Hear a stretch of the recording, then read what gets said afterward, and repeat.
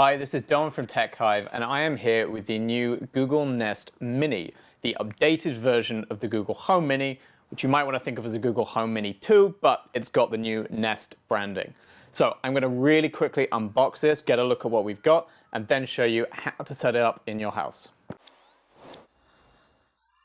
Okay, so as you can probably tell as I rip the cellophane off here, we have the Coral version of the Google Nest Mini here.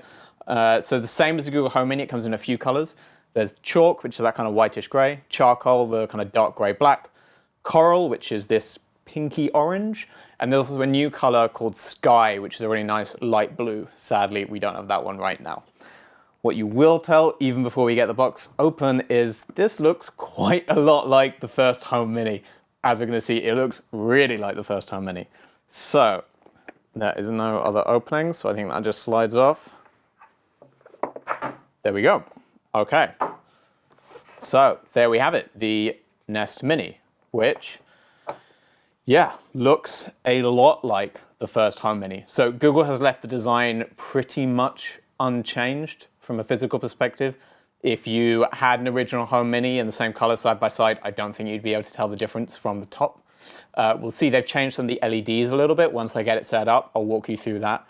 But otherwise, it's basically the same. It's the same fabric mesh covering, though this is now a little bit more sustainable. This is made, the fabric mesh is now 100% made from recycled materials. They actually say that, I think it's a 1/2 liter plastic bottle creates enough material for 2 Nest Mini covers. And the rest of the plastic casing is also now made of up to 35% recycled material, so not quite as much. But yeah, this is a more sustainable product than before, which is a good thing. Otherwise, yeah, if we look mostly the same, we've got the same power cable socket there, a physical microphone mute, in case for some reason at any time you don't want it on and listening to you. And while we're on the mics, small thing, but there's now a third microphone built in. So there used to be 2, now there are 3. That should just mean better accuracy in picking up your voice and from different parts of the room, that kind of thing, if it's on top of other noises in the environment. So that's good. I still sometimes have to sort of speak up a little bit to my Home Minis. So I'm hoping that will pick me up a little bit more easily. There is one physical change that is quite important that I like, and it is this. It may not look like much, but that is a wall mounting hole. Small thing, but yeah, there's no like wall mounting kit that comes included, I don't think.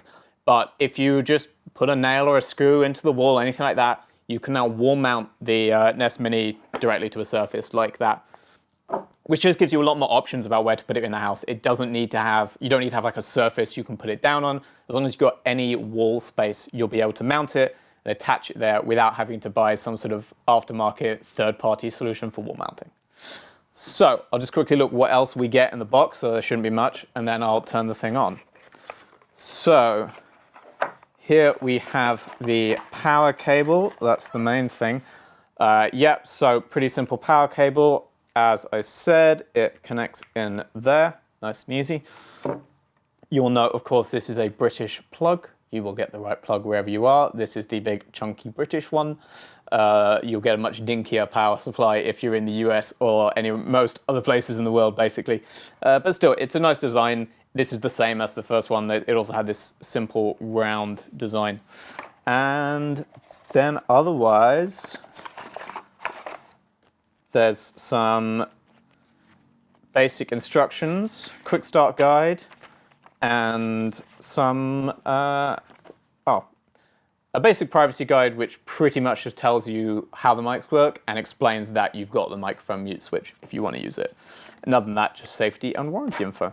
So that's it. In terms of the box, very, very simple. So let's actually turn it on, set it up, and show you how to get a Nest Mini up and running in your house.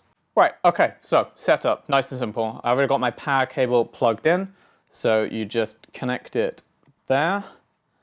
And if you can see, the LEDs have started to light up under the fabric mesh.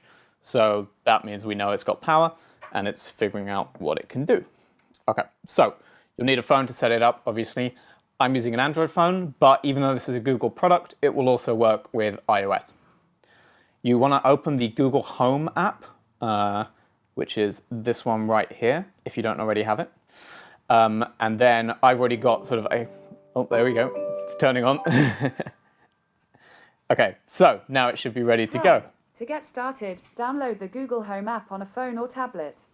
I've already said that. Get the Google Home app, like Google says. Once you've got it, you need to make sure you have a home set up. I've got one here for Office, and then Add gives me a set of options here. We want Setup Device, so we tap there. And then New Device, since it's a brand new one. Yep, that just lets me double check again which home setting I'm doing. You've probably only got one, but I have something for the office and something for my actual house. So next for that. And now it will look for nearby devices. And with a bit of luck, we'll find the Nest Mini in a second. Or not. Okay, so no devices found. I am setting up a device. Okay, so there we go. Nest Mini found. So would you like to set up this device? Yes. It will now connect to the Nest Mini. As you can see, there's still the LEDs flashing on there and changing color. You might be able to just about make out on the screen. So there we go, connected. So now, there we go. We heard the sound. So that means we know it's connected to the right thing. This is just the option to have it shared usage data with Google to help it improve things in case of breaks. You can opt out of that if you don't want Google to have access to that information, but there shouldn't be anything too incriminating. But I'll say yes.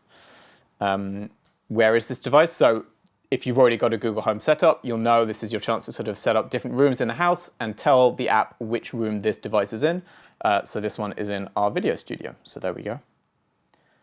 We can connect to the Wi-Fi network. So you have the option to have it use the saved password. So if you're connecting the Nest Mini to the same Wi-Fi that you're using on the phone or tablet you're setting up with, then it can just basically connect automatically by using the information that's on the phone, saving you typing in your password again. Otherwise, you can just do it manually if you're on a separate network or if it doesn't work for some reason. So there we go. The Nest Mini is now connecting to our office Wi-Fi.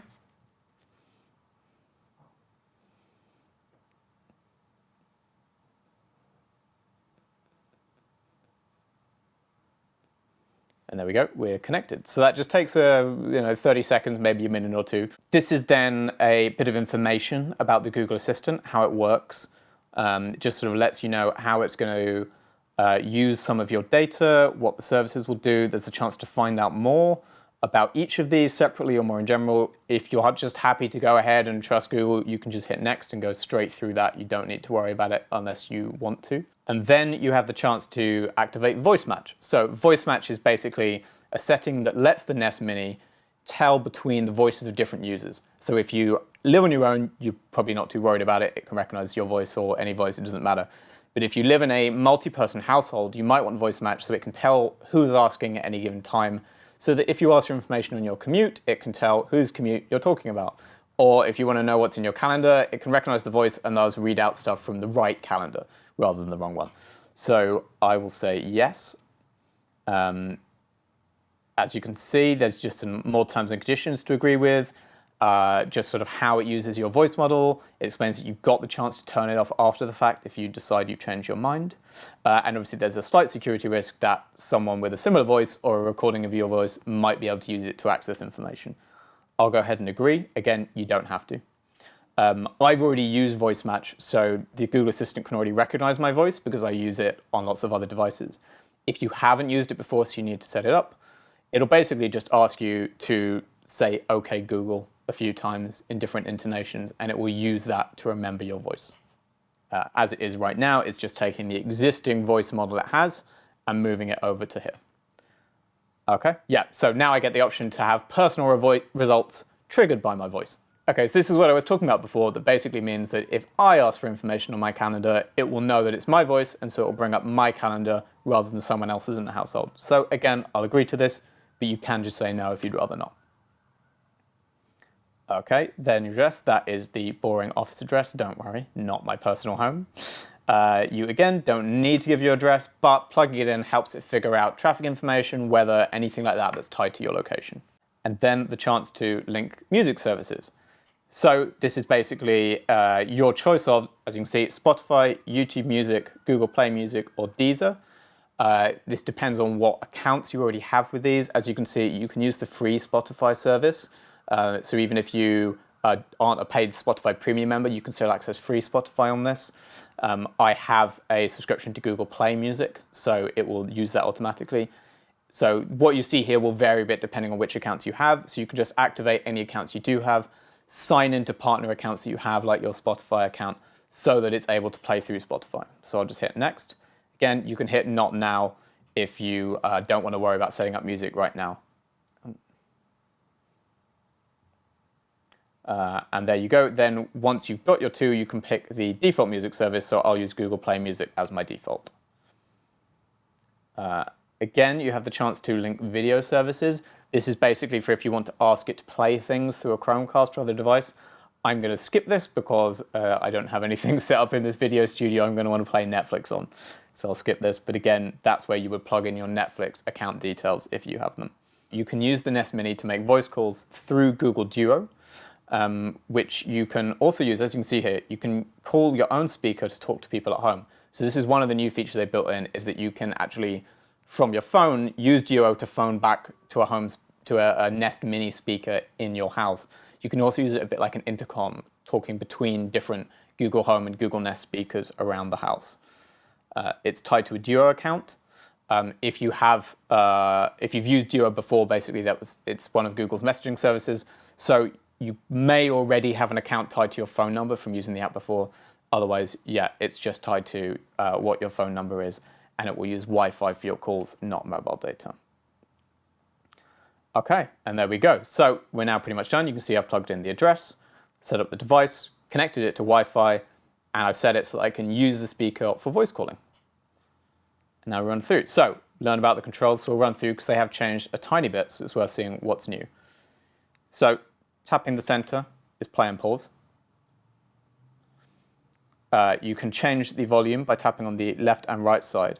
Now, this is one of the changes I spoke about before with the LEDs. If I tap there, you'll see there's LEDs here at these side positions that didn't used to be there. It used to just be those four in the middle.